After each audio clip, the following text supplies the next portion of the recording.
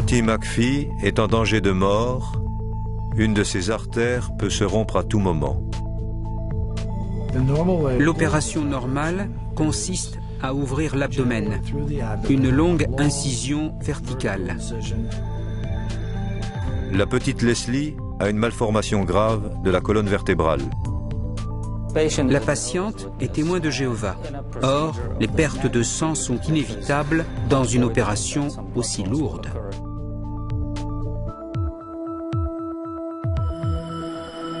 Deux opérations nécessaires. Mais les deux patientes, par conviction religieuse, refusent la transfusion de sang. Les médecins disposent désormais de techniques efficaces utilisables sur les patients qui, pour diverses raisons, refusent les transfusions. On pense pouvoir bientôt appliquer ces nouvelles techniques à tous.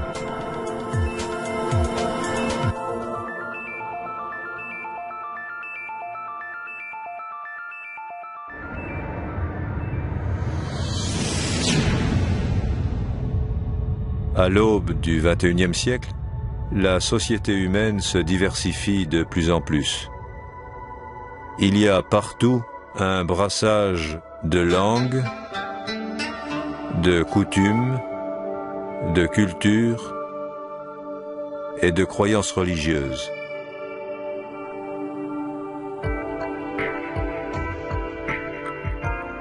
L'adaptation à cette diversité est délicate à tous les niveaux de la société. C'est un défi particulier pour le milieu médical.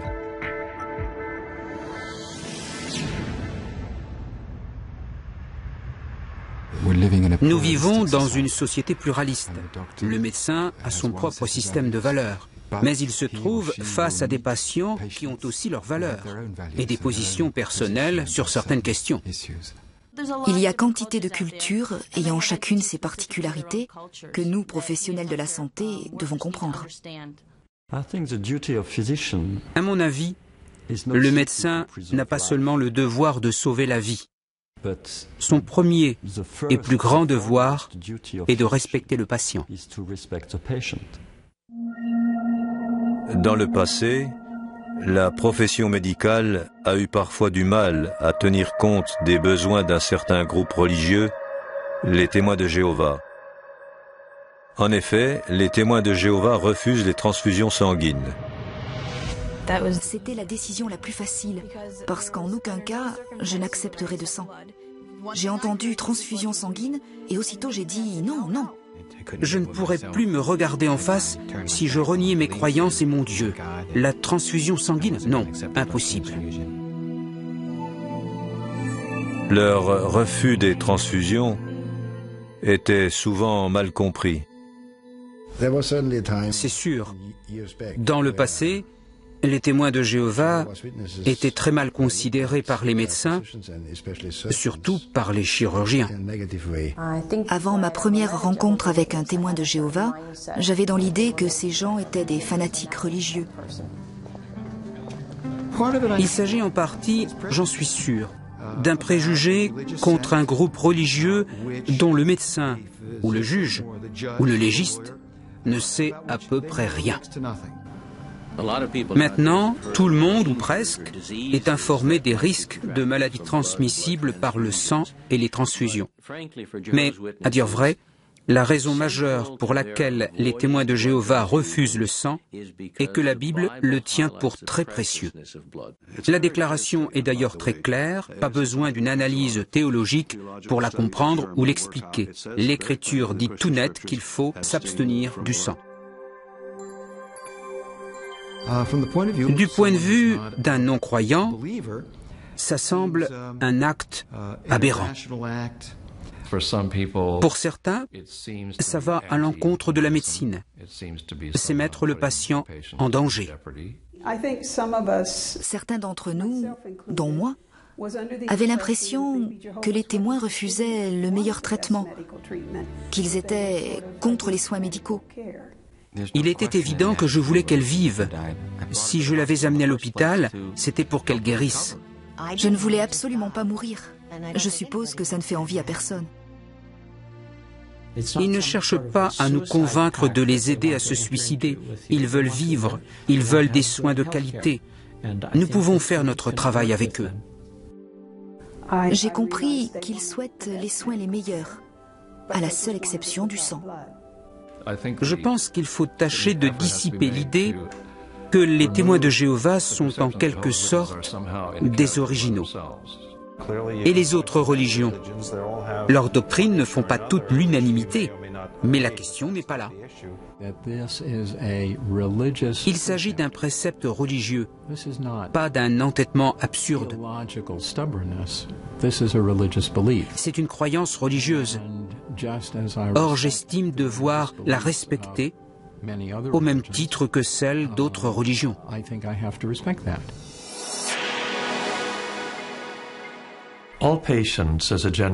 La règle est que tout patient a le droit de recevoir ou de refuser de recevoir un traitement après une discussion approfondie, franche et loyale avec le médecin traitant. Selon moi, le droit le plus fondamental du patient est le droit à l'autodétermination. Le droit qu'a tout patient de décider de ce qu'on va faire de son corps.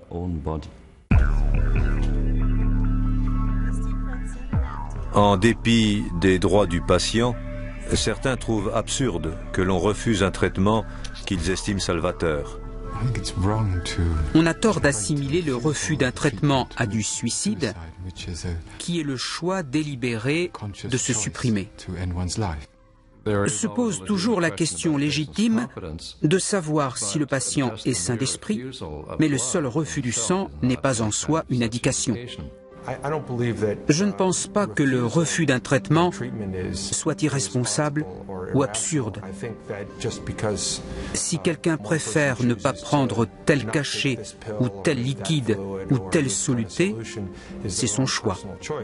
Des patients refusent l'assistance respiratoire parce qu'ils ne veulent pas de canule. Tous les jours, des patients atteints de tumeurs malignes, d'un cancer, refusent tel ou tel traitement, chimiothérapie, ablation chirurgicale. Les patients qui refusent des traitements, ça n'a rien d'inhabituel pour moi, je ne prends pas ça pour une insulte personnelle. Ces données sont souvent occultées par des faits divers signalant des décès consécutifs au refus de la transfusion. Dire que quelqu'un est mort faute de transfusion, c'est superficiel et captieux. C'est schématiser à l'extrême un événement tragique. Il arrive rarement, voire jamais, qu'un patient meure parce qu'il a refusé une transfusion. On meurt à cause d'une maladie, d'un traumatisme ou des complications d'une opération. Vous savez, j'ai soigné plus de 200 témoins de Jéhovah. Je n'ai jamais perdu un patient pour n'avoir pas pu lui administrer du sang. Alors, pourquoi la transfusion reste-t-elle le traitement standard pour les pertes sanguines importantes? À mon avis, les médecins ont été bercés de l'idée qu'avec le sang, on donne la vie, et que le sang est intrinsèquement bon pour vous. Le refus du sang dérange et préoccupe beaucoup de médecins parce qu'ils craignent de ne pas pouvoir soigner correctement leurs patients s'ils ne transfusent pas. Pour bien comprendre cette réaction des médecins, il est utile d'en savoir davantage sur le sang et la raison d'être des transfusions.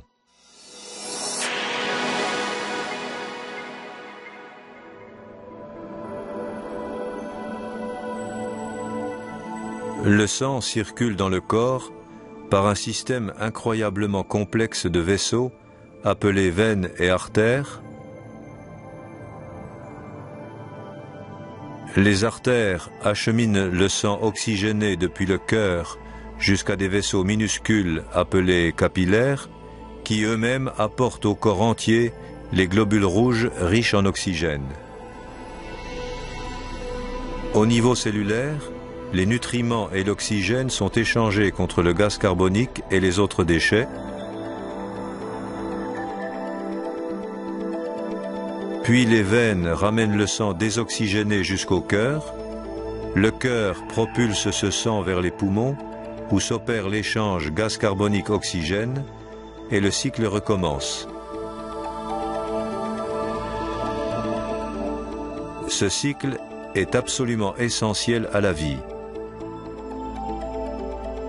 Faute de sang pour leur apporter l'oxygène, les cellules meurent, le corps meurt. Quand quelqu'un perd beaucoup de sang, les médecins doivent respecter deux priorités. Le plus urgent est l'arrêt du saignement. Rien ne compte davantage que l'arrêt du saignement. Deuxièmement, il faut rétablir le volume sanguin. Qu'arrive-t-il quand quelqu'un perd un trop grand volume de sang? Le cerveau ou d'autres organes ne sont plus irrigués, le patient risque de mourir. Il faut rétablir le volume, la circulation, l'oxygénation. Un moyen de corriger la diminution de volume est de perfuser un autre liquide. On peut se servir de plusieurs sortes de produits et pas forcément de sang.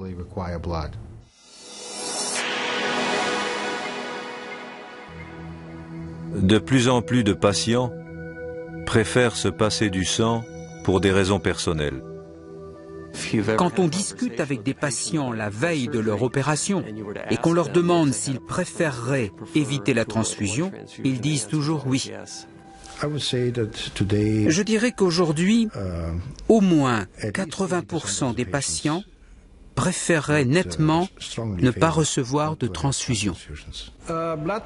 Jadis considéré comme adjuvant normal de la chirurgie, la transfusion est maintenant regardée comme quelque chose à éviter. La transfusion présente des risques réels. Nous nous préoccupons des germes véhiculés par le sang et bien sûr du sida aussi. Le sang est un produit biologique. Il peut être porteur de maladies. On en dépiste beaucoup, mais il y en a qu'on ne connaît pas. On a vu apparaître, avec le VIH, des maladies terribles qui n'existaient sans doute pas autrefois. Personne ne peut dire si la prochaine maladie va se manifester dans 10 semaines, 10 ans ou 100 ans. L'hépatite C et l'hépatite B sont transmissibles. Quant aux coûts, les coûts sociaux, ils sont très élevés. Il y a parfois des réactions post-transfusionnelles. C'est rare, mais potentiellement dangereux, voire mortel. On se trompe de sang et c'est la catastrophe. Ces erreurs de manipulation ont tué et elles tuent encore. C'est intéressant de comprendre maintenant, au début des années 2000, que dans une certaine mesure, la transfusion n'a pas toujours les effets escomptés. Au fil des années, nous acquérons la conviction que bon nombre des incidents post-opératoires ne sont pas dus à la malchance ou à l'incompétence du chirurgien, mais en réalité sont des complications de la transfusion. Ces préoccupations ont favorisé la mise au point d'un large éventail de techniques alternatives, des traitements acceptables pour beaucoup de témoins de Jéhovah et d'autres qui préfèrent aussi ne pas recevoir de sang.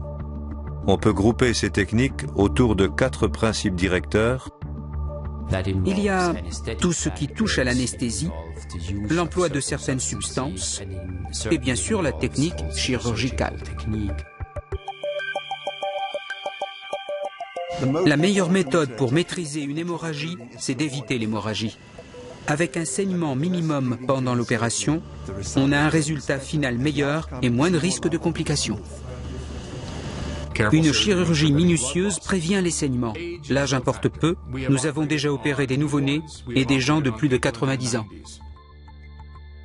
Un chirurgien qui opère sans perte de sang importante est presque invariablement un chirurgien compétent et soigneux. Celui qui n'économise pas le sang est généralement tout le contraire. Les chirurgiens disposent maintenant d'une large panoplie d'instruments pour limiter les saignements. On peut utiliser l'électrocautérisation au lieu du scalpel. En cas de saignement persistant, il existe des techniques de coagulation, dont la meilleure pour l'instant est la coagulation par faisceau argon. Il existe des instruments externes qui permettent aux chirurgiens de voir à l'intérieur du corps et de limiter les incisions. On peut utiliser des médicaments, appliquer des produits qui limitent les pertes de sang. Nous disposons de plusieurs méthodes, telles que l'emploi de la colle biologique. La colle biologique stimule la coagulation par contact. La colle biologique est extrêmement utile parce qu'elle ne lèse pas le tissu. Avec un témoin de Jéhovah, chez qui une perte de sang est critique, il faut être très méticuleux pour ne pas perdre une goutte de sang. On a de nouveaux procédés d'hémodilution et de réinjection qui facilitent l'opération et qui sont acceptables pour les gens dont la religion interdit la transfusion. Les principes de l'hémodilution en matière d'épargne sanguine sont relativement simples. En gros, nous effectuons un circuit fermé sur le patient. Le sang que nous retirons au patient, nous le dérivons et nous le remplaçons par des liquides. On obtient un sang dilué et de ce fait, le patient ne perd que du sang dilué. Lorsque le patient saignera au cours de l'intervention, il perdra moins de globules rouges. C'est comme ajouter de l'eau à 1 litre de lait pour obtenir 10 litres, vous avez toujours le litre d'origine. Mais versez-en dans quelque chose et vous aurez beaucoup d'eau et une fraction du lait. À la fin, éliminez l'eau et vous revenez à votre point de départ. Ici, nous utilisons régulièrement ce procédé, surtout quand une perte de sang importante est prévue. Maintenant, et pas seulement pour les témoins de Jéhovah, c'est un assez bon procédé pour les opérations à forte déperdition de sang. En cas de saignement, nous utilisons un appareil de récupération. Nous aspirons le sang épanché, nous le lavons, le nettoyons, le traitons, nous le filtrons, puis nous vous le restituons. La récupération du sang épanché est une technique très importante, car grâce à elle, le sang perdu par le chirurgien ne l'est pas pour le patient. Pour un polytraumatisé qui perd beaucoup de sang, je prépare toujours le Cell Saver. Pour stimuler la capacité de l'organisme de reconstituer sa réserve sanguine, il existe une hormone appelée érythropoïétine. L'érythropoïétine est une substance naturelle, formée essentiellement dans les reins, un peu aussi dans d'autres organes. Elle aide la moelle osseuse à fabriquer les globules rouges. La production de cellules sanguines a lieu surtout dans le sternum, les côtes, les vertèbres et le bassin. L'érythropoïétine recombinante stimule la production naturelle de globules rouges. Si le patient doit être hospitalisé longtemps, je le mets sous érythropoïétine recombinante pour qu'il commence à se constituer une réserve sanguine. Ce peut être un procédé très économique pour réduire l'utilisation de la transfusion sanguine. L'un des aspects les plus réjouissants, c'est que la majorité des techniques alternatives dont nous parlons sont à la portée des médecins et des hôpitaux du monde entier. On a maintenant, dans presque toutes les branches de la chirurgie et de la médecine, des moyens d'intervenir sans recourir au sang. Le risque zéro n'existe pas plus pour les alternatives à la transfusion que pour toute autre thérapie. Le patient, surtout témoin de Jéhovah, voudra s'informer des bénéfices et des risques liés à tout traitement spécifique. Il faut se renseigner. Ces techniques alternatives aident-elles vraiment les médecins à soigner les patients qui ne veulent pas de transfusion?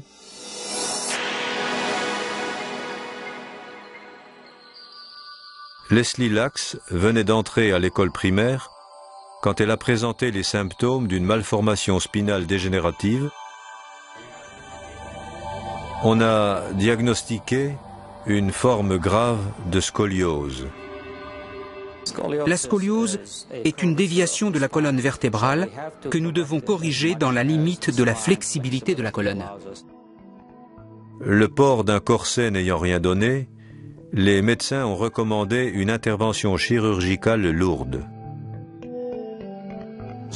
À l'aide essentiellement de crochets en acier et de barres métalliques fixées le long du dos, nous étirons la colonne et en rectifions l'alignement. Les parents Lax souhaitaient une opération sans transfusion. Ils ont fait appel à une équipe expérimentée dans ce type d'opération. Avant l'intervention, les médecins de Leslie ont enrichi son sang à l'aide de fer et d'érythropoïétine recombinante. Il était essentiel de perdre le minimum de sang pendant l'opération. Deux techniques nous ont permis d'y arriver. Nous appelons la première cell saver et la deuxième hémodilution. La sécurité réside dans le fait que le sang est celui du patient et qu'il reste en circulation continue, ce qui n'ouvre pas la porte à la contamination ou aux maladies transmissibles par le sang. L'opération a réussi sans aucune transfusion. Quelques jours après, Leslie se tenait debout et marchait. Elle est si heureuse de pouvoir se tenir debout. Elle dit tout le temps « Maman, je suis presque aussi grande que toi maintenant ». Leslie va devoir porter un corset pendant quelque temps, mais les médecins affirment qu'elle aura une vie normale. Je veux faire du patin, du skate, pourquoi pas du snowboard, des trucs comme ça.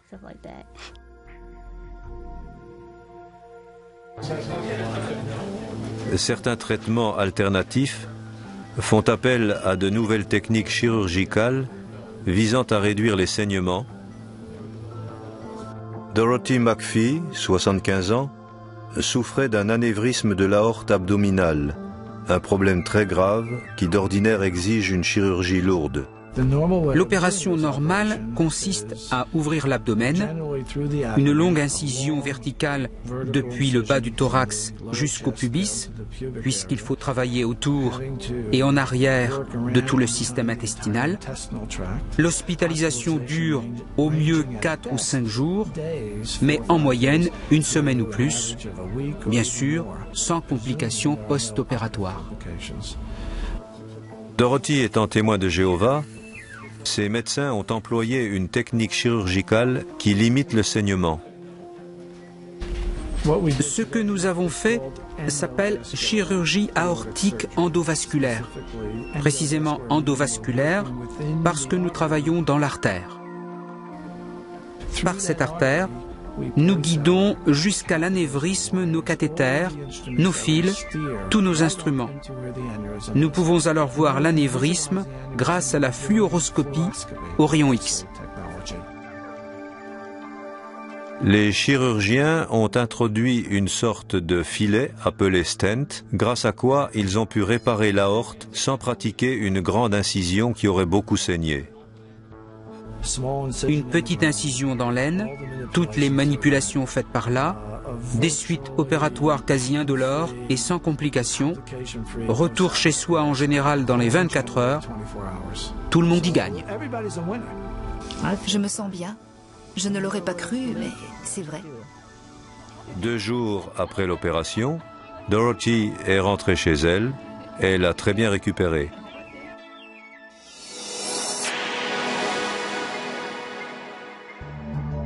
De plus en plus de médecins acceptent de soigner sans transfusion les patients qui le demandent. Avec l'apparition de toutes ces techniques, les témoins de Jéhovah ne sont plus vraiment des cas à part.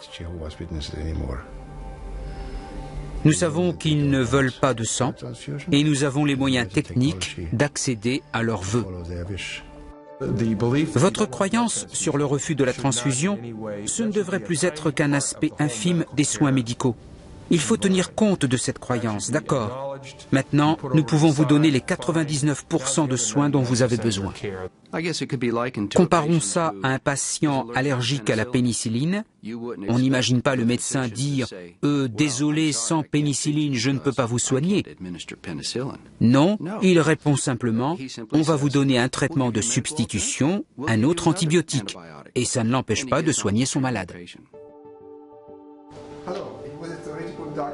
Cette approche affinée de la médecine ouvre des perspectives réjouissantes pour tous. Ne pouvant pas utiliser le sang avec les témoins de Jéhovah, nous avons appris à nous en passer dans beaucoup d'autres situations. En fait, ça nous a poussés dans la bonne direction. Les alternatives à la transfusion, c'est de la bonne pratique médicale, de la médecine sûre et sérieuse. Vraiment, c'est une méthode qui devrait être proposée à tous les patients. L'objet de cette discussion n'aura bientôt plus de raison d'être, parce que dans les 5 à 10 prochaines années, la médecine et la chirurgie sans transfusion vont devenir si répandues qu'elles ne surprendront plus personne.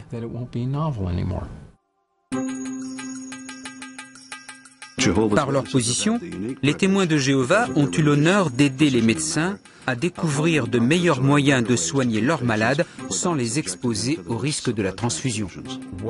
Mon constat personnel, c'est qu'ils ont révolutionné la profession médicale au point que souvent, le fin du fin en la matière consiste désormais à soigner sans transfuser. Déjà, quelques 100 000 médecins dans le monde acceptent de soigner et d'opérer sans transfusion ceux qui le demandent. Beaucoup de spécialistes pensent que dans un avenir proche, la médecine et la chirurgie sans transfusion deviendront la norme.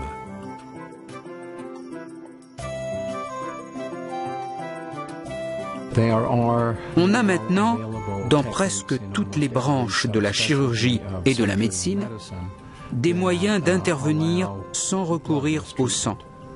Nous nous débarrassons des transfusions en général.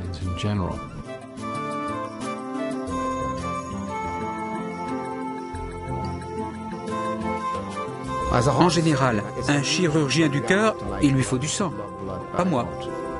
Je suis très fier quand mon patient sort de la salle d'opération sans avoir été transfusé.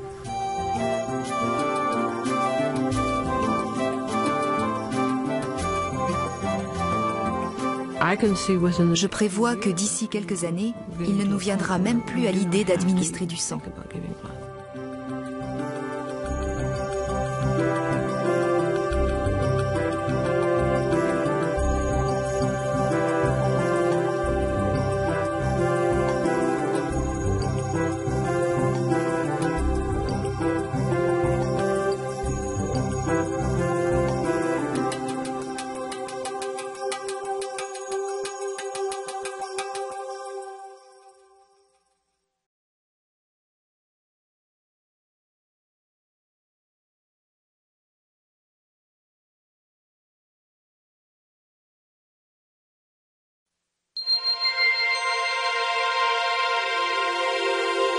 En ce XXIe siècle, de plus en plus de contraintes pèsent sur les systèmes de santé.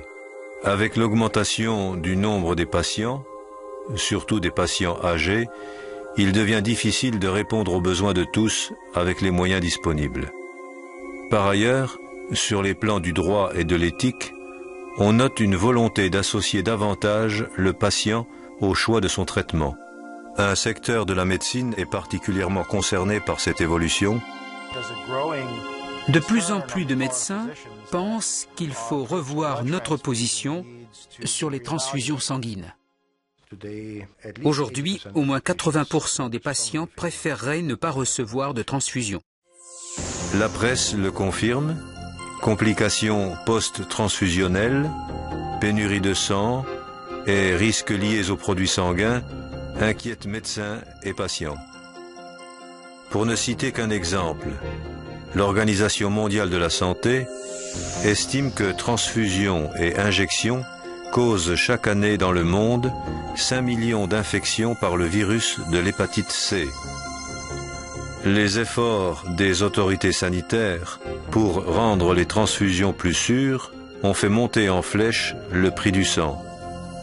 Il y a 2 ans, une unité de sang transfusée nous coûtait 63 € contre 142 aujourd'hui. Les effets secondaires de la transfusion ont un coût, eux aussi.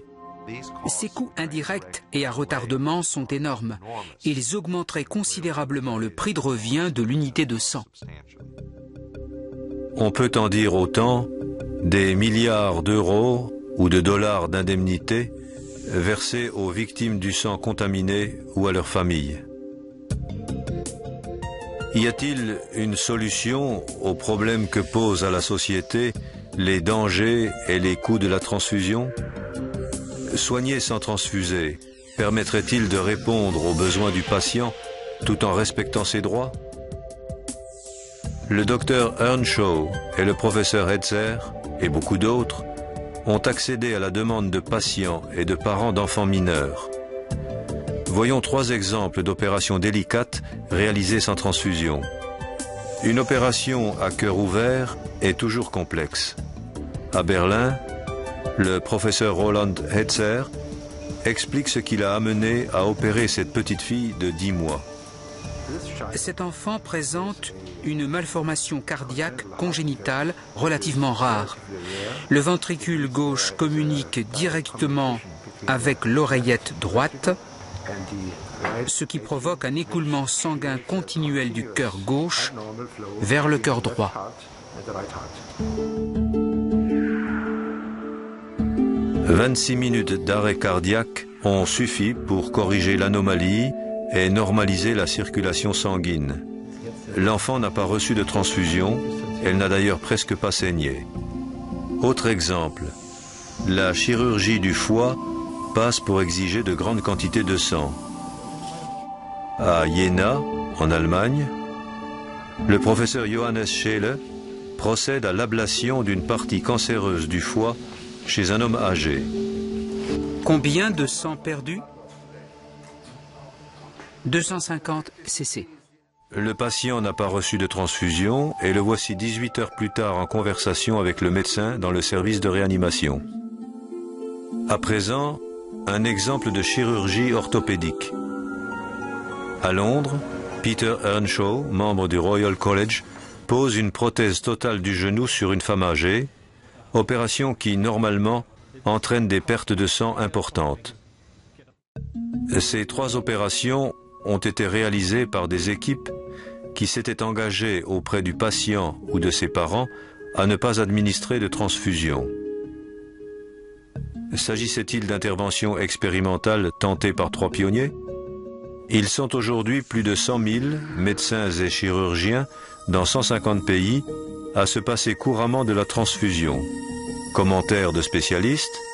Tout anesthésiste et tout chirurgien devrait s'intéresser aux techniques d'épargne sanguine, car c'est une excellente façon de soigner. Quand on leur demande pourquoi ils se tournent vers les alternatives à la transfusion, beaucoup de médecins répondent « par respect pour la volonté du patient ». Le professeur Bloomberg, directeur d'un centre de transfusion. Il y a de plus en plus de patients qui préfèrent ne pas recevoir de transfusion, ou alors le moins possible, et il y en a qui s'opposent catégoriquement à ce qu'on les transfuse, quelles que soient les circonstances. Une autre raison incite les praticiens à revoir leurs habitudes, la constatation qu'une certaine inconséquence est à l'origine de transfusions inutiles. Quiconque a le souci de mieux soigner ou de protéger son patient aurait intérêt à considérer un certain nombre d'études éloquentes. Tout d'abord, l'étude Sanguis, Parrainée par la Commission européenne, l'étude a analysé les taux de transfusion dans 43 grands centres hospitaliers universitaires à travers l'Europe. Les implications de l'étude Sanguis laissent perplexe. Pour le même type d'opération, le nombre d'unités de sang transfusées varie parfois du tout au tout d'un hôpital à l'autre. En 1998, le professeur Ball a publié une étude de suivi. Dans cette étude de la transfusion en chirurgie en Belgique, appelée Biomed, nous avons inclus toutes les catégories d'hôpitaux et nous avons constaté la même variabilité. Il faut se rendre à l'évidence, la variabilité laisse entendre qu'une bonne partie de ces transfusions de produits sanguins sont inutiles. Une comparaison des deux études révèle un autre fait significatif. 2 centres ont participé à la fois à l'étude Sanguis et à l'étude Biomed. À la lumière de l'étude Sanguis, ils sont parvenus à réduire la quantité de sang employée en chirurgie lourde. Après ces changements, la mortalité est restée identique. Le séjour à l'hôpital s'est trouvé raccourci. Les nouvelles techniques n'étaient guère compliquées à mettre en œuvre. Elles leur ont demandé du temps et un énorme effort de formation. Mais ça n'a pas augmenté les coûts. Un peu plus tard, au Canada, le docteur Hébert a réalisé une vaste étude sur de grands malades en soins intensifs. Commentaire du professeur Spann. Le travail d'Hébert a montré chez plus de 800 patients qu'on obtenait une issue plus favorable en transfusant moins. Le constat s'impose. Une transfusion inutile, c'est un travail inutile doublé d'une dépense inutile. Attente des patients, excès de transfusion. Beaucoup de médecins voient également dans les alternatives à la transfusion un moyen d'éviter les risques transfusionnels. Il y a le risque de contamination bactérienne. Qu'elle survienne lors de la collecte ou à cause de mauvaises conditions de stockage, une telle contamination peut causer des infections aux conséquences fatales. Par ailleurs, malgré un meilleur dépistage, les infections virales constituent toujours une grave menace. Les experts redoutent l'avenir. Les virus actuels subiront-ils des mutations pour devenir pathogènes? Rien ne permet d'en douter. Le problème avec la contamination du sang transfusé, c'est qu'elle a toujours une longueur d'avance sur nous. De plus, les transfusions provoquent une immunosuppression chez le receveur, ce qui favorise les infections post-opératoires, ainsi qu'une récurrence plus rapide et plus fréquente des tumeurs. Nous estimons qu'aux États-Unis, peut-être de 10 à 50 000 patients meurent chaque année des causes liées à l'immunomodulation d'origine transfusionnelle. Le risque sans doute le plus surprenant et le moins reconnu est l'erreur humaine. Transfuser un sang incompatible entraîne une réaction au mieux légère, au pire fatale. Le docteur Spence, directeur d'un programme de formation en chirurgie. On se trompe de sang et c'est la catastrophe. Ces erreurs de manipulation ont tué et elles tuent encore. Des rapports vont jusqu'à imputer la moitié des décès d'origine transfusionnelle à l'erreur humaine. Au vu de ces réalités, volonté du patient, transfusion inutile, risque transfusionnel, mais aussi pénurie de sang et augmentation des coûts, le professeur Van der Linden résume le sentiment de nombreux experts. Compte tenu de son potentiel pour améliorer les soins donnés aux patients et pour limiter les dépenses, l'épargne sanguine n'est plus une option, c'est une nécessité. La bonne nouvelle, c'est qu'on dispose déjà de techniques sûres, efficaces et économiques. On sait faire ce qu'il y a de mieux en matière de soins en se passant des transfusions. Il y a des choses simples et peu chères qui seraient utiles à la plupart des patients et réalisables dans les hôpitaux les plus petits. L'épargne sanguine est une méthode simple qui donne des suites opératoires plutôt simples, moins chères et ayant une meilleure issue pour le patient. Les techniques mise en œuvre par les équipes qui réussissent à éviter la transfusion, repose sur 3 grands principes directeurs. Le premier est la tolérance physiologique à l'anémie. Circulant dans les artères, les globules rouges alimentent tout le corps en oxygène. Le patient anémique manque de globules rouges par rapport à sa masse sanguine. En cas de perte sanguine importante lors d'une opération ou à la suite d'un accident, l'organisme est capable de tolérer une très forte anémie. Le professeur Moore, pionnier reconnu de la traumatologie, des études ont montré que l'être humain est physiologiquement capable de tolérer des taux d'hémoglobine bien plus bas que ce que l'on pensait. Le corps médical prend peu à peu conscience que les patients ont les ressources pour tolérer des anémies importantes. L'anémie n'est cependant tolérable par l'organisme que si le remplissage vasculaire est assuré. Nous savons que cette anémie peut être compensée par un remplissage, car c'est le volume qui compte alors pour maintenir la tension artérielle. Disposant de restaurateurs de volume peu onéreux, de plus en plus de médecins abandonnent la règle arbitraire, proposée en 1942, qui fixait à 10 de concentration d'hémoglobine le seuil transfusionnel, c'est-à-dire la limite à partir de laquelle la transfusion s'imposait. Le docteur Earnshaw explique comment il a mis en route une stratégie d'épargne sanguine. J'ai réduit de moitié notre taux de transfusion en abaissant notre seuil transfusionnel de 10 à 8 et en réfléchissant plus avant de transfuser. C'était très facile, ça n'a rien coûté. Le fait d'accepter ce premier principe suffirait à éviter des millions de transfusions et à économiser des milliards d'euros ou de dollars par an. Le deuxième grand principe en matière d'épargne sanguine consiste à stimuler la production de globules rouges chez le patient. C'est indispensable avant d'opérer un anémique et cela peut activer le rétablissement en cas de perte sanguine importante. Le professeur d'obstétrique Albert Hoch, auteur de travaux sur le sujet. Un apport complémentaire en fer suffit pour rééquilibrer la numération globulaire dans une large mesure et à relativement peu de frais. Dans certains cas, on utilise de l'érythropoïétine, ou EPO, produite par Génie Génétique. Le professeur Mercuriali, directeur d'un centre de transfusion, l'administration d'érythropoïétine a un effet stimulant qui accélère la production de globules rouges. Le troisième principe directeur consiste à minimiser les pertes sanguines. La meilleure méthode pour maîtriser une hémorragie, c'est d'éviter l'hémorragie. La chirurgie méticuleuse est un moyen pratique et peu onéreux. Divers instruments la rendent possible. L'électrocautérisation, par exemple, permet d'inciser puis de cautériser les vaisseaux immédiatement.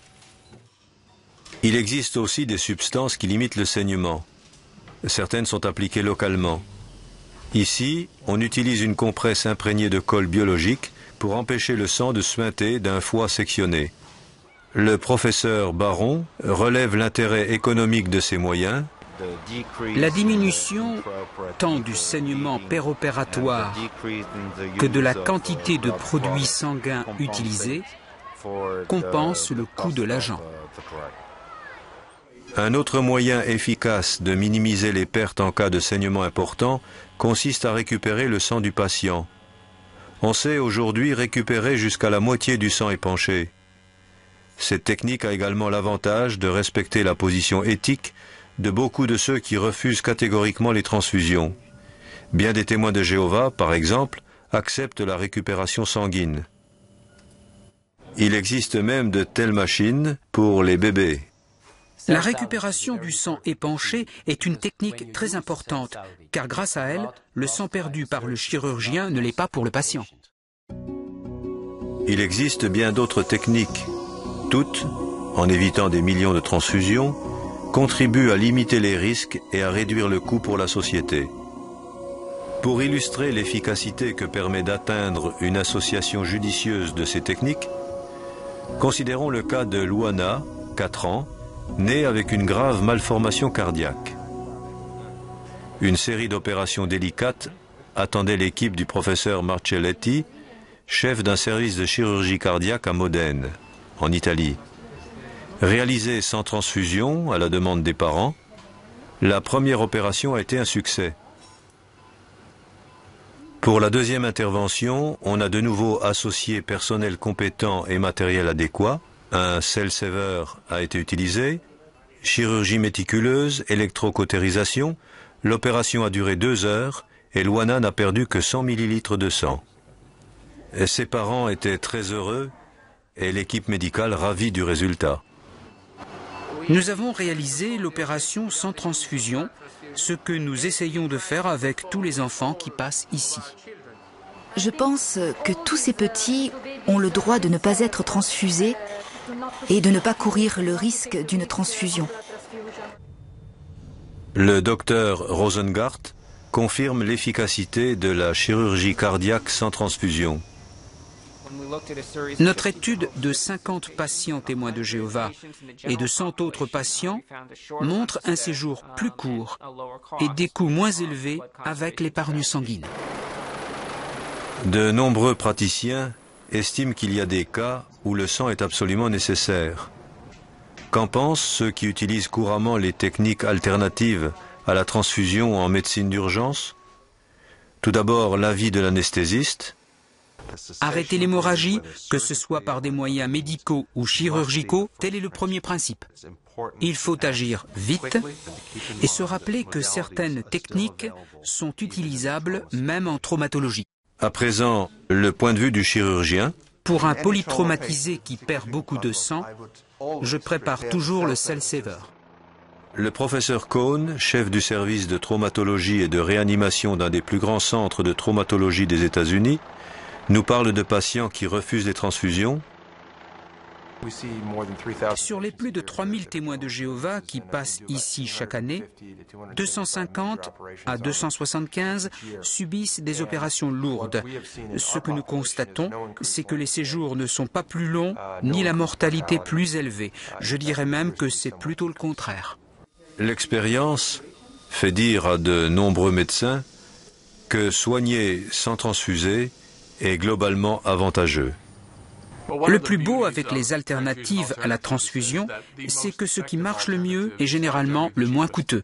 Le sang coûte cher, les nouvelles techniques nous ont permis de réduire de 70% nos dépenses de transfusion pour les transplantations du foie, soit des centaines de milliers de livres par an. C'est largement supérieur au coût des produits, des traitements et des moyens mécaniques que nous employons pour limiter les pertes sanguines. C'est plus une question d'engagement que de moyens techniques. On peut obtenir des résultats identiques sans utiliser de machines particulièrement coûteuses. L'intérêt de soigner sans transfuser n'est pas seulement d'ordre financier et médical, il est aussi d'ordre moral. Ne pas transfuser, c'est respecter le libre arbitre du patient en matière de traitement. L'un des principes de base d'une médecine de qualité, c'est de se soucier de la volonté du patient. Le professeur Harding, qui enseigne la déontologie. Ce devoir déontologique consistant à ne pas nuire, à rechercher la meilleure issue pour le patient, serait associé aujourd'hui à un autre devoir qui est de respecter l'autonomie du patient, de respecter ses opinions et ses décisions. Ce que Sheila McLean, professeure de droit et d'éthique en médecine, résume ainsi. Sur les plans juridiques et déontologiques, les médecins ont l'obligation quasi absolue de respecter le choix du patient. Le professeur Guillot, fondateur de l'Institut de droit de la santé à l'Université de Neuchâtel, à propos de la notion de droit du patient. Je pense que le droit le plus fondamental du patient est le droit à l'autodétermination, c'est-à-dire le droit qu'a tout patient de décider de ce qu'on va faire de son corps. Les patients ont le droit d'être informés de l'existence d'autres traitements, mais plus encore des risques et des bénéfices associés à chacun de ces traitements. Le professeur Weishauer au sujet de l'évolution des droits du patient. Autrefois, le médecin décidait du traitement et en assumait la pleine responsabilité. Avec le temps, la relation médecin-patient a évolué vers un partenariat où chacun a autant de droits que l'autre. Le respect des droits du patient va dans le sens de la Déclaration universelle des droits de l'homme. Ces questions ont d'ailleurs pris une telle importance qu'en 1997, le Conseil de l'Europe a élaboré la Convention sur les droits de l'homme et la biomédecine. L'article 5 stipule « Une intervention ne peut être effectuée qu'après que la personne concernée y a donné son consentement libre et éclairé. » La doctrine du choix éclairé dit que le patient a le droit d'accepter ou de refuser tout acte médical, par exemple une transfusion sanguine. Abordant un sujet sensible, l'article 6 déclare « L'avis du mineur est pris en considération comme un facteur de plus en plus déterminant en fonction de son âge et de son degré de maturité. » Il est incontestable que des mineurs, au sens juridique, ont le droit, et très souvent sont capables, s'ils sont adolescents, de prendre des décisions concernant leur traitement et leur santé. Comment patients et parents exercent-ils leur libre arbitre dans la pratique? Le médecin, qui ne pense pas être en mesure de donner satisfaction à un patient qui désire être soigné sans transfusion, devrait essayer de diriger ce patient soit vers un confrère ou encore vers un établissement qui maîtrise les alternatives à la transfusion. Mais qu'en est-il dans les situations d'urgence quand le patient est incapable d'exprimer sa volonté? Le droit de formuler des choix thérapeutiques à l'avance est désormais reconnu. Cela se fait sous la forme d'un document écrit par lequel le patient montre qu'après avoir considéré certaines situations, il a pris une décision claire concernant un choix thérapeutique. En situation d'urgence, on devrait systématiquement regarder si le patient n'a pas d'instruction prévisionnelle ou de procuration dans son portefeuille. Le respect des droits du patient a un autre avantage. L'expérience prouve qu'un patient qui se sent impliqué dans son traitement se rétablit généralement plus vite. Témoin le cas de cette femme opérée à l'hôpital St. Richard de Chichester, dans le sud de l'Angleterre.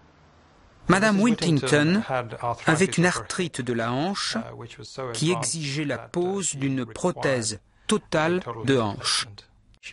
Comme elle est témoin de Jéhovah, elle ne voulait pas de transfusion sanguine. Je crois très sincèrement que la parole de Dieu interdit de prendre du sang. Et ce que dit la parole de Dieu est la vérité. Monsieur Patel n'a vu aucune objection à ne pas utiliser de sang.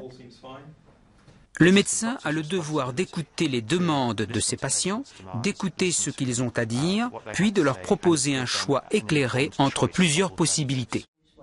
Au cours d'une conversation franche, le médecin a abordé la question de la récupération du sang épanché. Il m'a donné des explications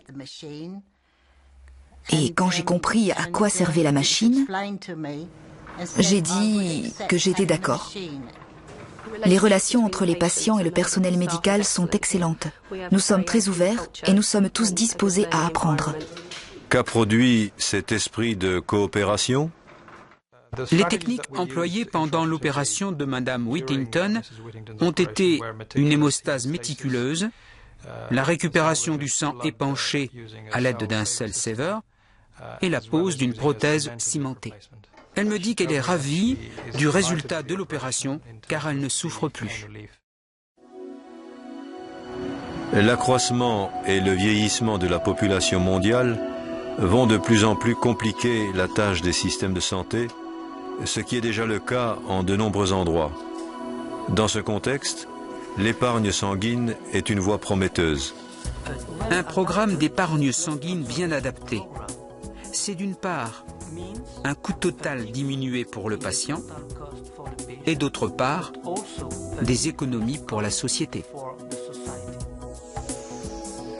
S'il est vrai qu'aucune intervention médicale n'est dénuée de risques, soigner sans transfuser répond aux besoins du patient tout en respectant ses droits. Je prévois que dans l'avenir, les patients ne seront pas loin d'espérer que n'importe quelle opération soit pratiquée sans transfusion. En laissant le patient choisir lui-même son traitement, non seulement on respecte mieux son autonomie, mais on favorise la médecine de qualité. Les divers procédés qui permettent de diminuer le besoin de transfuser sont aujourd'hui parfaitement définis, éprouvés, absolument sûrs. N'importe quel établissement dans le monde peut mettre cela en œuvre. L'épargne sanguine, c'est de la médecine sûre, efficace et génératrice de progrès. C'est ce qu'il y a de mieux pour les patients et c'est ce qui devrait être la norme en médecine.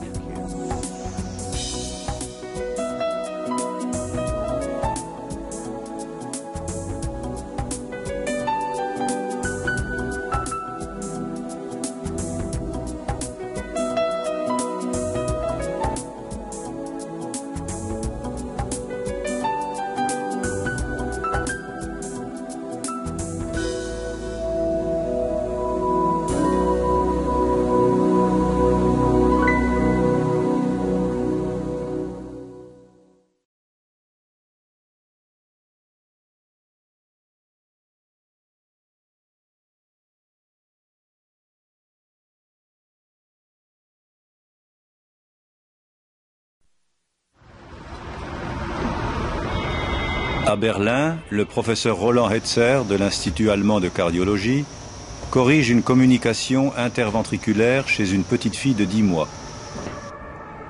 À la clinique universitaire Friedrich Schiller d'Iéna, en Allemagne, le professeur Johannes Scheele effectue une résection hépatique. À Londres, Peter Earnshaw, membre du Royal College qui exerce aux hôpitaux Guy et Saint-Thomas, met en place une prothèse du genou.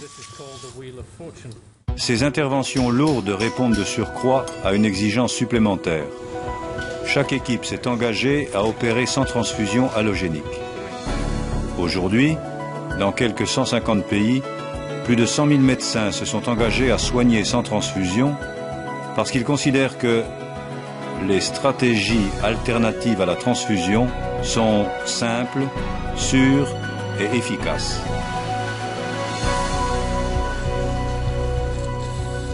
Tout semble avoir commencé avec les interventions cardiaques sans transfusion réalisées par le docteur Coulet dans les années 50. Ce chirurgien opérait des témoins de Jéhovah qui, tout en voulant des soins de qualité, refusaient la transfusion allogénique par respect du commandement biblique de s'abstenir du sang. En 1977, il publie ses résultats sur 20 ans et 542 interventions cardiaques sans transfusion. Il constate un risque suffisamment faible pour être acceptable. Le docteur Richard Spence, pionnier en alternative à la transfusion.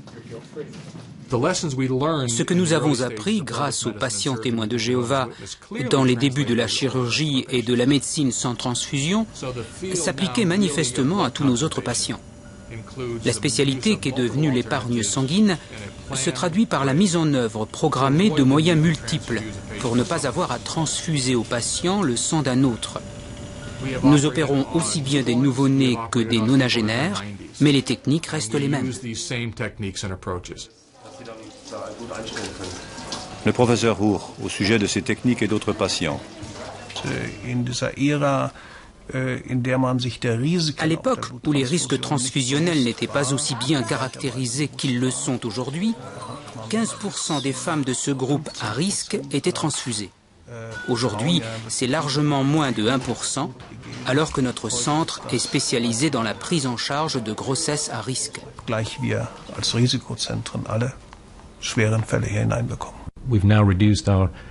Nous avons diminué notre taux de transfusion dans la prothèse du genou, de sorte qu'il est maintenant entre 5 et 8%. L'idéal serait de l'amener à 0. Pourquoi cet effort? Le professeur Hetzer. Aujourd'hui, au moins 80% des patients préféreraient nettement ne pas recevoir de transfusion. Or, pour des raisons juridiques et éthiques, on s'efforce de plus en plus de respecter la volonté du patient. Des experts voient également dans les risques transfusionnels une raison d'éviter la transfusion allogénique. Qu'elle soit allogénique ou autologue, toute unité de sang de banque peut faire l'objet d'une erreur d'administration et d'incompatibilité ABO, entraînant une réaction hémolytique mortelle. Au nombre des effets indésirables de la transfusion, il y a la transmission non seulement des virus pathogènes bien connus, comme le VIH ou l'hépatite B ou C, mais aussi de nouveaux virus, répandus dans la population de donneurs. Les infections parasitaires sont également de plus en plus transmises par voie transfusionnelle. L'incidence sur la santé publique de l'immunomodulation due à la transfusion est très difficile à évaluer. Nous estimons qu'aux États-Unis, peut-être de 10 à 50 000 patients meurent chaque année des causes liées à l'immunomodulation d'origine transfusionnelle. Les virus actuels subiront-ils des mutations pour devenir pathogènes? Rien ne permet d'en douter. Beaucoup sont conscients de ces risques et de leurs coûts, mais ils estiment ne pas avoir d'autre choix. Pourtant, même les effets bénéfiques de la transfusion allogénique sont remis en question à la lumière d'une étude originale. Cette étude a comparé, chez de grands malades en soins intensifs, un protocole transfusionnel dit libéral et un protocole limitatif. Les résultats sont surprenants, surtout en ce qui concerne les taux de mortalité. Le travail d'Hébert a montré chez plus de 800 patients qu'on obtenait une issue plus favorable en transfusant moins. 2 études antérieures confirment la nécessité de revoir les protocoles transfusionnels.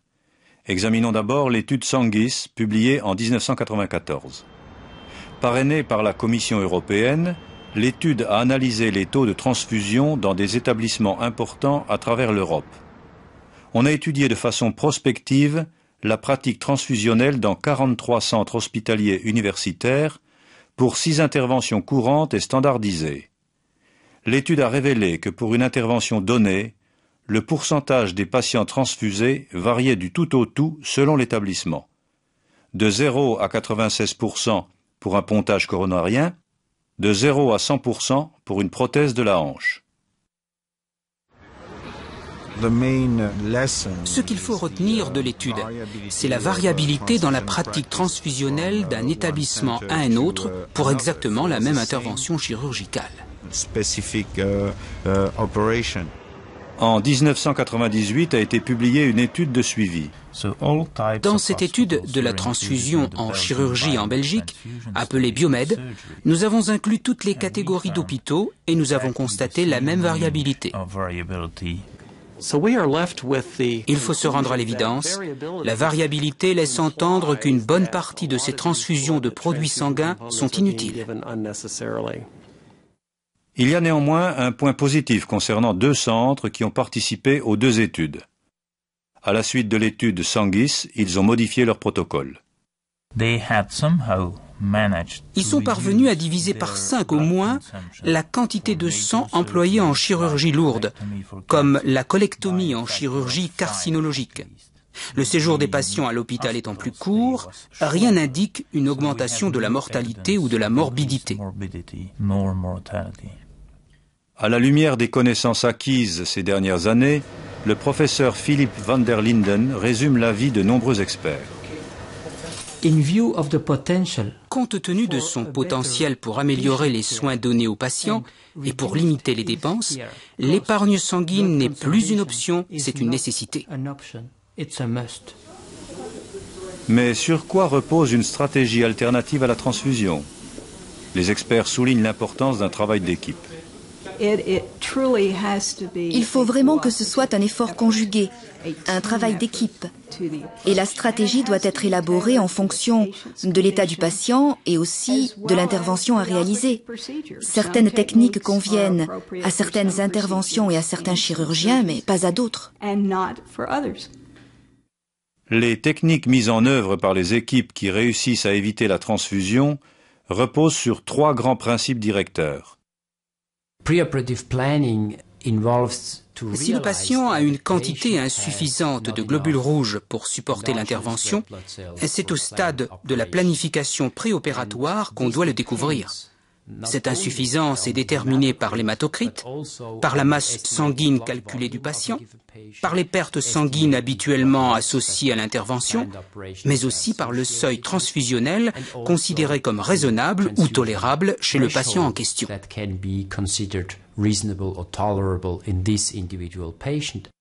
Le premier principe est la tolérance physiologique à l'anémie, ce qui implique de revoir la conduite à tenir devant une anémie. Certains prennent encore comme seuil transfusionnel universel un hématocrite de 30% ou une concentration d'hémoglobine de 10 grammes par décilitre. Or, ce seuil est tiré d'un article d'Adams et Lundy qui date de 1942. Je suis persuadé que ce chiffre magique de 10 grammes n'a rien à faire ici. Notre expérience avec les témoins de Jéhovah a montré que les concentrations d'hémoglobine que nous pensions autrefois indispensables ne le sont pas. On ne doit pas avoir de règle absolue. Pour certaines interventions, on peut, si nécessaire et en fonction du patient, anesthésier malgré une hémoglobine de seulement 2 ou 3 grammes. Les médecins insistent sur l'importance de maintenir la normovolémie au moyen d'un remplissage vasculaire ordinaire. En normovolémie, la consommation d'oxygène reste inchangée pour une très large fourchette d'hématocrite. Selon le professeur van der Linden, les 2 principaux mécanismes qui assurent le maintien d'une oxygénation tissulaire adéquate sont l'augmentation du débit cardiaque et l'amélioration des capacités d'extraction de l'oxygène.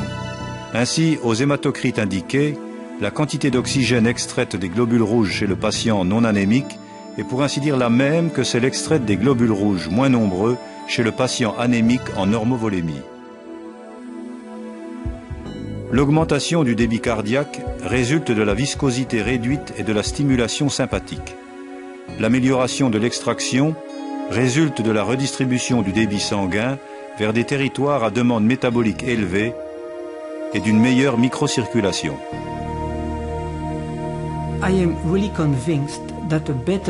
Je suis convaincu qu'une meilleure connaissance des mécanismes qui assurent une oxygénation tissulaire adéquate pendant une anémie aiguë normovolémique permettrait de réduire le risque pour le patient d'être transfusé. Quels sont les résultats de ce principe ? J'ai réduit de moitié notre taux de transfusion en abaissant notre seuil transfusionnel de 10 à 8 et en réfléchissant plus avant de transfuser. C'était très facile, ça n'a rien coûté. Nous savons que nous pouvons laisser des patients se stabiliser à des valeurs d'hémoglobine relativement faibles sans les transfuser. Bien entendu, il faut prévoir sa stratégie, surtout si le patient refuse la transfusion allogénique pour des motifs religieux ou autres.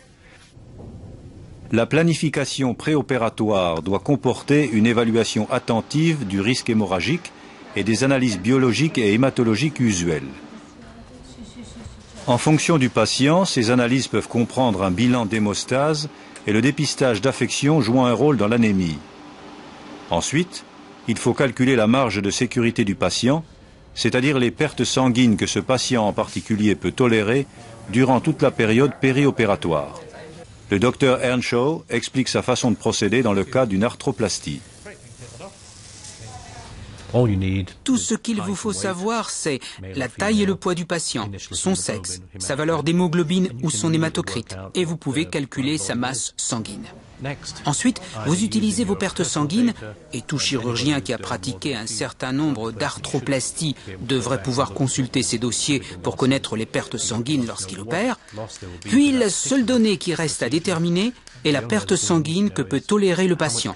Jusqu'où pouvez-vous le laisser descendre ? Que faire si la perte prévisible dépasse la perte tolérable ?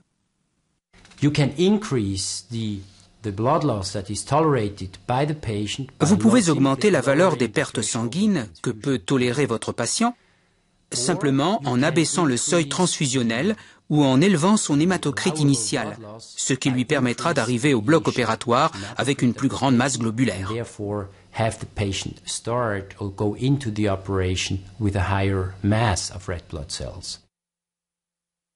Nombre de ces techniques relèvent du deuxième principe d'une stratégie d'épargne sanguine, optimiser la masse globulaire.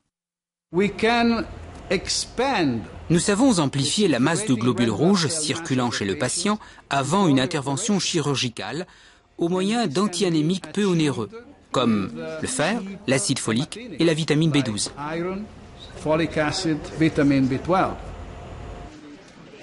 Dans certains cas, l'érythropoïétine ou EPO, associée à un traitement martial, peut corriger une anémie ou augmenter l'hématocrite jusqu'à une valeur comprise entre 45 et 50%. On commence ce traitement normalement 10 à 21 jours avant l'intervention. L'EPO est représenté ici par les petits points.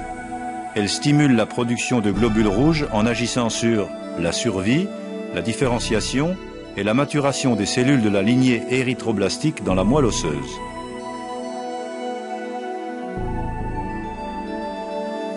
À la fin de ce stade, l'érythroblaste perd son noyau pour devenir érythrocyte et passe dans la circulation sanguine.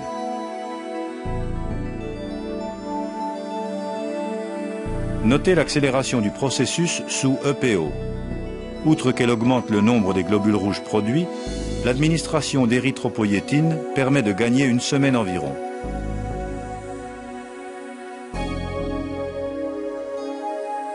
Ici, d'après une étude, on voit l'augmentation plus importante de l'hématocrite grâce à un traitement par EPO.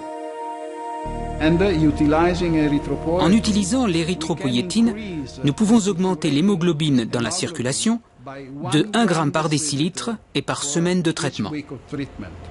Le traitement par érythropoïétine recombinante est une technique dont l'efficacité a été démontrée en épargne sanguine, surtout en chirurgie orthopédique chez le patient anémique, c'est-à-dire le patient ayant au départ une hémoglobine inférieure à 13 grammes ou un hématocrite inférieur à 39%.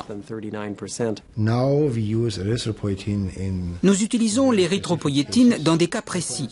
Par exemple, mais pas uniquement, chez les enfants de témoins de Jéhovah, à qui nous commençons 4 à 6 semaines avant l'intervention à l'administrer 2 fois par semaine à raison de 400 unités par kilo. Si nous associons les deux principes, c'est-à-dire l'augmentation de l'hématocrite préopératoire et l'abaissement du seuil transfusionnel, nous pouvons accepter des pertes sanguines encore plus importantes sans devoir procéder à une transfusion allogénique. Du reste, ces pertes sanguines peuvent à leur tour être réduites grâce à certaines techniques chirurgicales ou anesthésiques. Effectivement, même des interventions aussi lourdes que les interventions rachidiennes ou les réinterventions cardiaques sont désormais réalisées régulièrement avec une marge de sécurité encore accrue grâce à l'application du troisième principe. Réduire l'hémorragie ou récupérer le sang épanché. Voilà qui nous amène à plusieurs techniques péropératoires. Le positionnement du patient permet de diminuer le saignement opératoire. La pression veineuse locale varie en fonction de la position par rapport au cœur. Une pression plus faible diminue le saignement. Positionner le patient correctement fait une grande différence en chirurgie orthopédique, surtout rachidienne. La compression de l'abdomen et donc des veines paravertébrales augmente les pertes sanguines. En évitant de comprimer l'abdomen, on diminue les pertes sanguines. Un autre moyen de réduire la pression veineuse locale consiste à pratiquer une anesthésie régionale plutôt que générale, comme ici pour une césarienne. Autre technique, maintenir la normothermie du patient, surtout lorsque l'intervention dure longtemps. Une baisse de 1 ou de 2 degrés altère la fonction des plaquettes et des facteurs de coagulation. Il est donc indispensable de maintenir la normothermie. La normothermie est très importante. Par conséquent, la température dans notre bloc est de 27 degrés lors d'interventions lourdes, ce qui est parfois inconfortable pour nous, mais très bon pour le patient. On peut également réchauffer directement le patient au moyen de couvertures ou de vêtements isolants. Il existe aussi des appareils simples pour chauffer les poches de liquide avant perfusion. La technique suivante est l'hémodilution. Les principes de l'hémodilution en matière d'épargne sanguine sont relativement simples. Si l'on prélève du sang immédiatement avant ou après l'induction de l'anesthésie et qu'on le remplace par des liquides non sanguins, lorsque le patient saignera au cours de l'intervention, il perdra moins de globules rouges.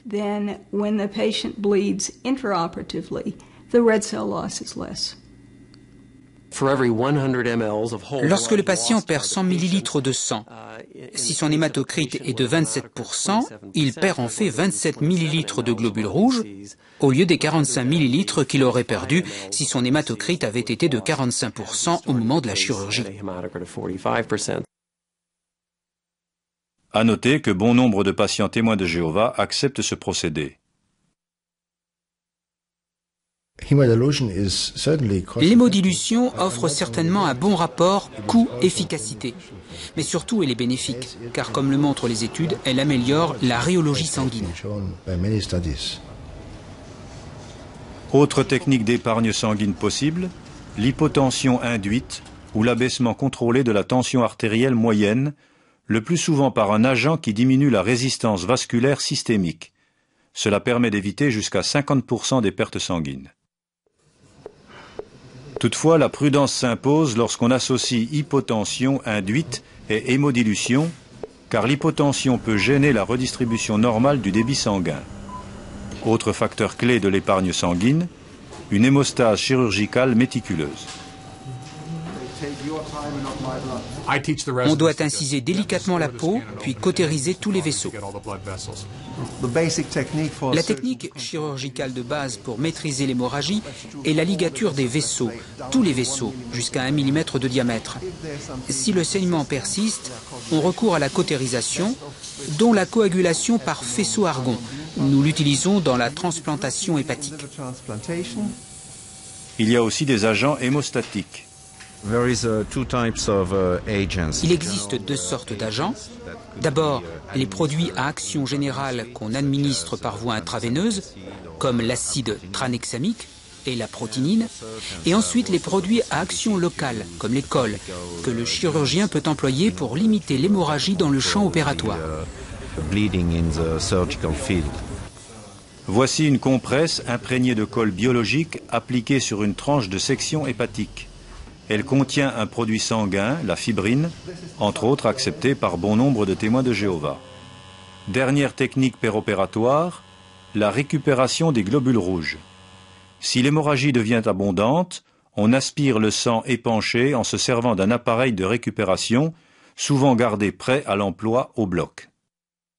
Le sang recueilli passe dans l'appareil pour être filtré, ce qui enlève les débris tissulaires et autres.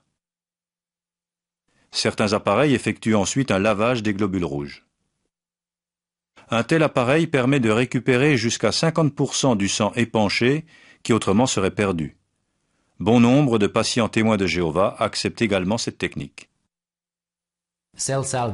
La récupération du sang épanché est une technique très importante, car grâce à elle, le sang perdu par le chirurgien ne l'est pas pour le patient.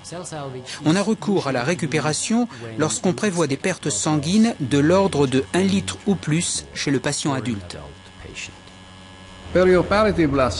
La récupération périopératoire est très utile en épargne sanguine, parce qu'elle est très facile à mettre en œuvre dans la majorité des interventions cardiovasculaires, orthopédiques, gynécologiques et autres. Ainsi donc, on peut l'employer largement en chirurgie. Certains appareils peuvent être utilisés chez le petit enfant, ce qui élargit les possibilités, et des dispositifs de récupération simples sont souvent précieux en post-opératoire. Dans la prothèse du genou, où la chirurgie réalisée sous garrot est presque exsangue, nous récupérons le sang épanché immédiatement après en post-opératoire. C'est simple, utile et peu cher. Ce que le patient perd, nous le filtrons et le lui remettons. Nous le faisons depuis 4 ans et nous sommes très satisfaits des résultats. Un autre moyen important de réduire les pertes sanguines est le recours à des microméthodes d'analyse biologique. Les micro-prélèvements sont particulièrement nécessaires dans les soins pré- et post-opératoires aux adultes anémiques et aux nouveau-nés. Le professeur Michael Obladen parle des soins aux prématurés. Il est utile d'enseigner aux médecins la quantité exacte de sang nécessaire et à ne pas en prélever plus. Autrefois, il était courant de prélever un demi-millilitre supplémentaire dans le doute. Aujourd'hui, nous ne parlons plus en termes de millilitres, mais de microlitres. Tous les prélèvements sont consignés sur la feuille de soins du bébé pour que l'ensemble du personnel soignant connaisse la quantité cumulée des prélèvements. Le professeur Ernest Moore au sujet des adultes. Si vous additionnez tous les prélèvements faits dans une semaine en soins intensifs, vous arrivez à un volume étonnant de sang prélevé. En privilégiant les micro-prélèvements, nous pouvons donc réduire nettement les pertes sanguines dues aux prélèvements. On demande souvent aux médecins qui préconisent des alternatives à la transfusion si elles peuvent être mises en œuvre en traumatologie ou en cas d'urgence. En ce qui concerne la conduite à tenir chez le patient qui a subi des traumatismes ou une hémorragie massive et imprévue, la règle est d'agir vite. Arrêter l'hémorragie, que ce soit par des moyens médicaux ou chirurgicaux, tel est le premier principe.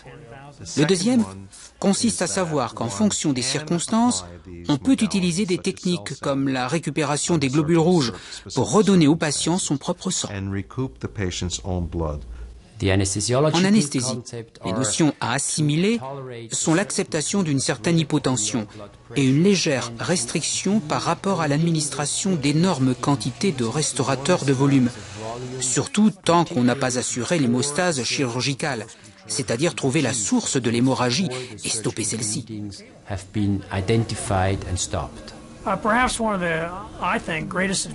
À mon avis, l'une des avancées les plus importantes dans le domaine de l'épargne sanguine en traumatologie est le concept de l'intervention première pour contrôle des lésions majeures. Ce qui veut dire qu'après la laparotomie ou la thoracotomie, si l'on constate un trouble de la coagulation, on s'occupe des vaisseaux importants qui saignent et on applique des compresses à la surface hémorragique avant de fermer la plaie temporairement.